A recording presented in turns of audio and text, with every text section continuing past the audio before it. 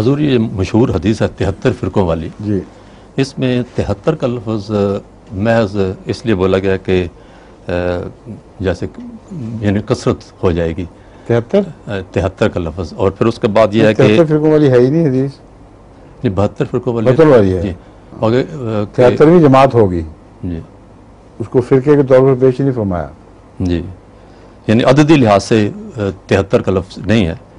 اور دیکھیں 72 کا جو لفظ ہے محض کثرت کے لحاظ سے استعمال نہیں ہو سکتا، کیونکہ آن حضرت صلی اللہ علیہ وسلم نے اس کا حوالہ گزشتہ امت سے دیا ہے، اور گزشتہ امت میں واقعتاً یہودی 72 فرقوں میں بانٹے گئے تھے، اور سپچوگنت جو کتاب ہے بائبل کی وہ ان 72 فرقوں کے نمائندوں سے بنائی گئی تھی.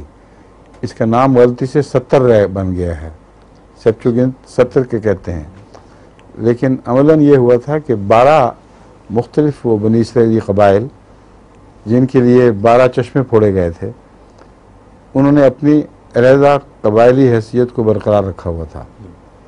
ان سب میں سے 6 نمائندے بادشاہ جو غالباً یہ ہوا ہے ایجپٹ میں، جب یہ بادشاہت تھی اس وقت جو فلسطین وغیرہ کے علاقے کو رول کر رہی تھی، اور زبان گریک استعمال ہوتی تھی.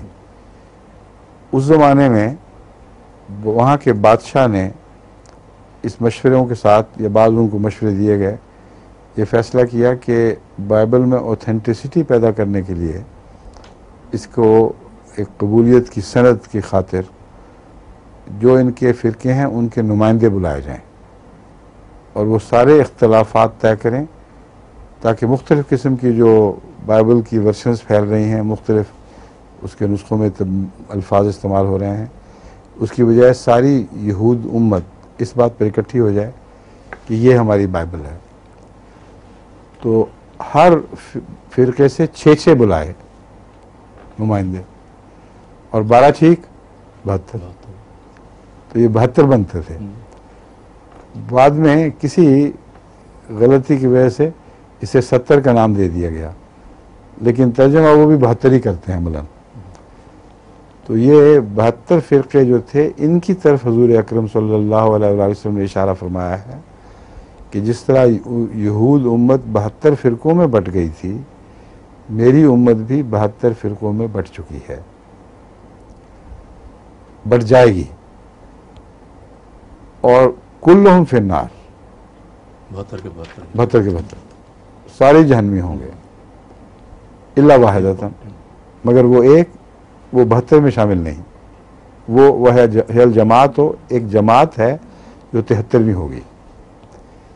اس حدیث کے 72 اور 73 کی بحث میں لوگ الجھ کے رہ جاتے ہیں، اور اس کا جو حقیقی امپیکٹ ہے وہ نہیں سمجھتے. حقیقی اس کا جو پیغام ہے اس کے اندر بڑا طاقتور، وہ یہ ہے کہ ان کے جہنمی ہونے کی وجہ بھی بیان کر دی گئی ہے. یہ شروع سے آخر تک 72 ہوتے ہوتے سارے جہنمی نہیں تھے، جب 73ویں جماعت بنی ہے تب یہ جہنمی بنے ہیں.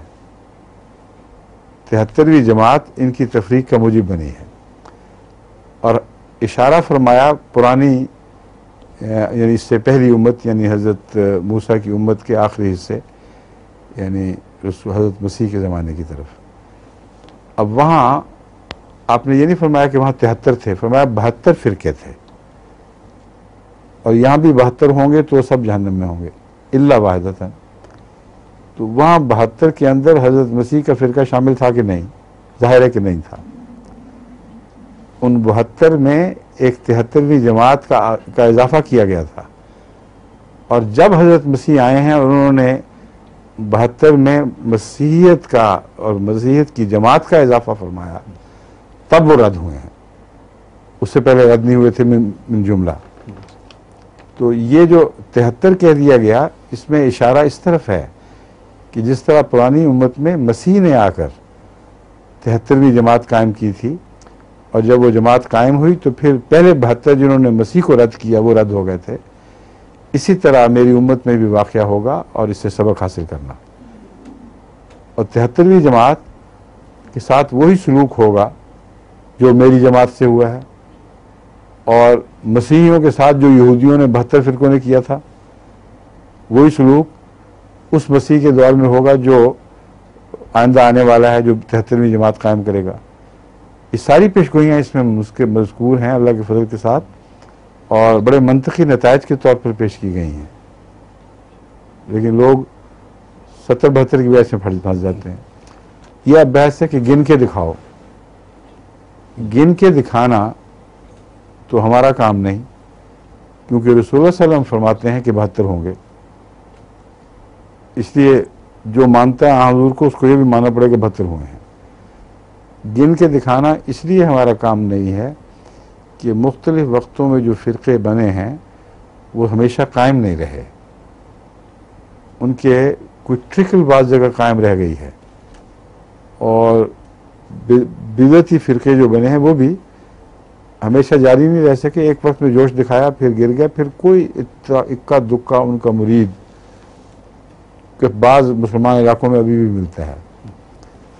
لیکن موجودہ جو جاری فرقے ہیں ان میں آپ 72 کی نشاندہی نہیں کر سکتے. اب علماء شیعوں کو بھی 34 فرقوں میں بانٹ چکے ہیں، اور کتاب الملل والنحل میں اسلامی فرقوں کی ساری تفصیل موجود ہے، اور وہاں 72 کی گنتی پوری کر دی گئی ہے. حالانکہ اس کے بعد بھی پھر اور فرقے پیدا ہوئے ہیں.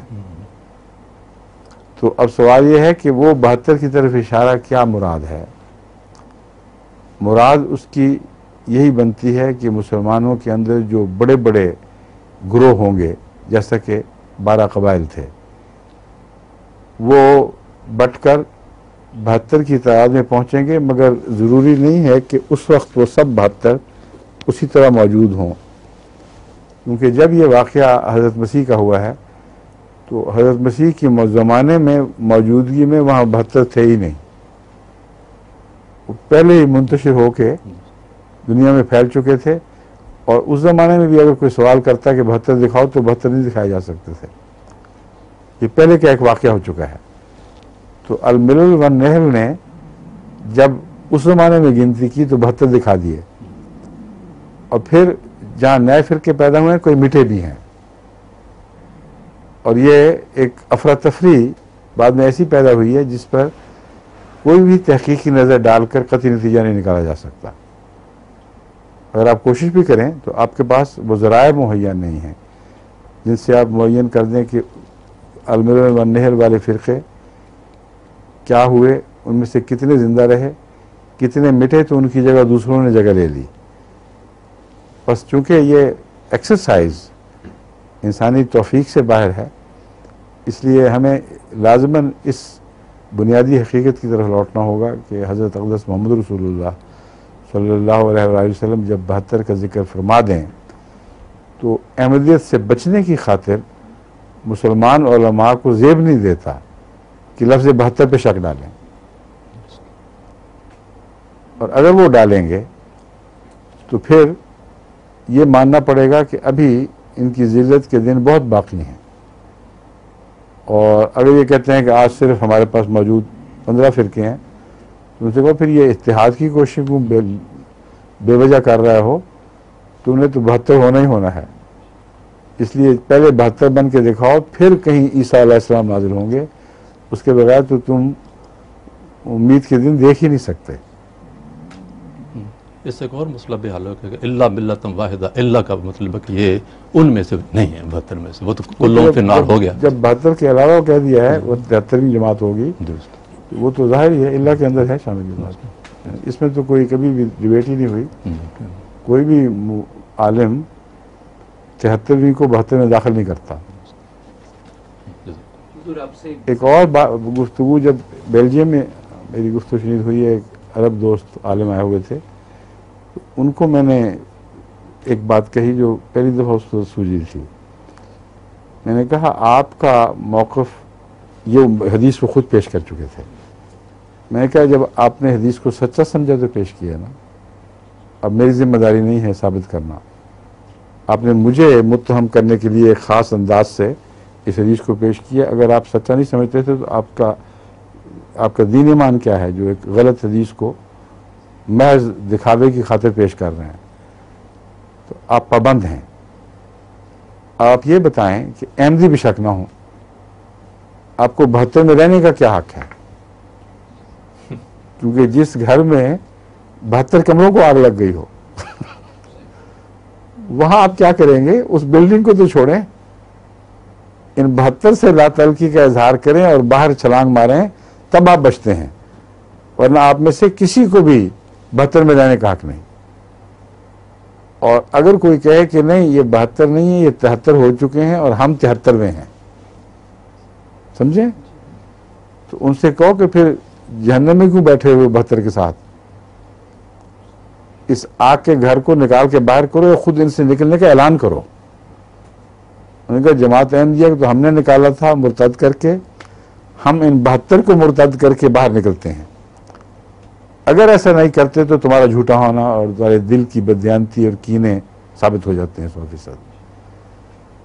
ایک طرف سے کچھ اور، دوسری طرف سے اندر سب بھائی بھائی کر کے اکٹھے بیٹھے ہوئے ہو. تو جہنمیوں کے ساتھ تمہارا بھائی چارہ ہو گیا تو پھر باقی کیا رہا؟ ٹھیک ہے. اگلا سوال.